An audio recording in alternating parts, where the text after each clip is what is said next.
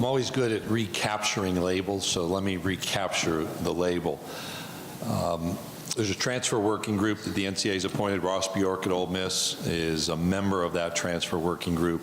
They identified some changes to the current transfer policy, 3 in particular, which is that School A, if somebody decides to leave a school from School A to School B, School A shouldn't control communication, destination, or financial aid if somebody decides to transfer. I think those are entirely appropriate conversations. Now, the next level is, how do you deal with the idea of 365-day-a-year recruiting? And I think young people have to be sensitive to that. We talked about that issue with our student athletes this weekend. And right now, it's a feedback circumstance, feedback opportunity. I think it's a very healthy conversation. I think some of those changes should occur. I'm also attentive to the idea of a year residence. You know, we know from research, and I don't have all the numbers, that when you transfer, your time to graduation is extended. So what educational basis is there to make a year of residency maybe even more standard, and how does that guide some decision making? Those are important conversations. I'm glad they're happening, and we'll see what the outcome is. That's why I captured a little bit differently than just kind of free agency. In addition, it puts you know, a lot of expectation on making sure young people have a really good experience if you do make those changes, so that they want to be and represent the university where they've enrolled. Next question, left side in the back. Hey, Commissioners, Justin Thomas with Fox 6 here in Birmingham. Could you talk about the 14-week season in depth for those of us that wasn't in there when you were explaining it? Yeah, one of the things I've learned is just because I said it in another room doesn't mean that everybody heard that, so thank you for that reminder. The 14-week season conversation has been around for a while, and to be very clear, it's 12 games with 2 open weeks within those 14 weeks, then the conference championship game. The NCAA Football Oversight Committee asked this spring for conferences to provide feedback on some concepts. A couple points from us. One, we're interested in that. That potential additional open week might be a healthy change. However, we don't want to see preseason practice begin any earlier than it has been. And in fact, this year we were supportive of the health and safety changes that were adopted, but it allows practice to start a week earlier. Most of our programs are not accessing that week. They also want to continue to have access to 29 preseason practice opportunities. Not that everyone uses all of those opportunities, but there may be dynamics that put a program in a situation where they need more practice in preparation for that first game. So we're interested, we're curious, we're supportive of the dialogue, but want to figure out where do we do with the bookends that we have, because 14-week seasons happen every 3 or 4 years, 2, 3, 4 years on an ad hoc basis based on the spacing of the calendar. And the issue will be, can we make that happen on a regular basis? Next question, left side, Chris. Christopher Walsh, SEC Country.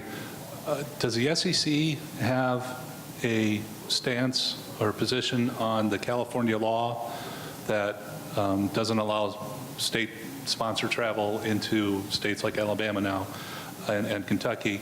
And would the SEC consider a conference ban on traveling to California for events? There were 2 questions. We've not, they were both related to the same issue. We've not had a discussion about California state laws within the context of the Southeastern Conference meetings. So I think that probably answers part A and part B, I hope, Christopher. Matt Stevens, Montgomery Irish. Greg, can you kind of go more in depth into this 6-person committee on recruiting and with the 2 athletic directors and the 4 head coaches, what dialogue you're trying to get accomplished, and B, why there wasn't a student athlete put on this committee, since it kind of involves them as well? We appointed that after our Destin meetings. And we've also used our student athlete meetings to talk fully with that group about recruiting, which is a different conversation, you might imagine. One of the reasons to appoint a football leadership council is to engage a football student athlete, highly recruited, scholarship, playing time person in exactly those conversations. So we think we've addressed that through a different vehicle, and it provides input into this working group. Really, it's to say that we have concerns about the recruiting package that was adopted, and you've probably heard or read of those concerns from our football coaches. So rather than just let those concerns exist, let's identify what it is we want from a recruiting standpoint. One. Two, let's look at the changes that have been made and discuss internally how are those working. What does it mean practically? What are summer camps really like? You need coaches involved in that activity because it's real-time information. And those were the drivers, both preparing for input that might be provided to provide some analysis of what's happening now, and then further conversation from points of input like our Student-Athlete Leadership Council in football. We have time for about 2 more questions. Back row on the left. Hey, Commissioner. Some schools outside of the SEC have had real success with alcohol sales. Have you considered changing the rule in the SEC to allow that? We've not considered changing the rule. It's been a discussion item. I acknowledge that in Destin. We still maintain the same rule, and we'll work with our schools to make sure that the policy expectations are met, and I'm quite confident it will be an ongoing topic of conversation. I wouldn't just describe what's happened in other venues as only successful, though. So it has been implemented, and we're aware of that, and we'll be monitoring that and trying to learn from those experiences a bit. Last question. Let's go left side, third row. Can you talk about your feelings on the opening week with the SEC playing ACC to open up the new facility, 2 games down in Atlanta? I think we've seen, starting last year when we added that 9th game requirement, being against kind of a colleague conferences, a great set of great opening weeks now. You know, last year was a good start to the season from an awareness standpoint, and we had good competitive success in 16. You look forward to, as you mentioned, Mercedes-Benz Stadium. We'll see it twice, Florida State-Alabama game and Georgia Tech-Tennessee.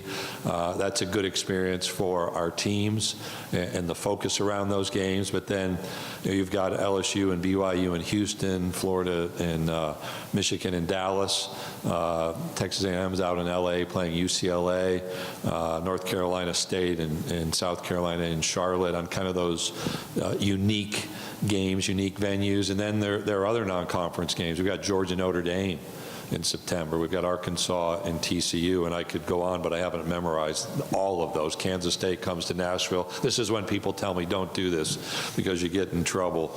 Auburn's at Clemson, right? That's this year, and Purdue's at Missouri. Who did I miss? Did I leave out anyone? Yeah, those as well. But you know, it's a great kind of wave of momentum into the season, to answer your question directly, and certainly being on the new platform at the beginning of the season, which we'll see at the end of the season, I think is actually good for the conference as well as those teams.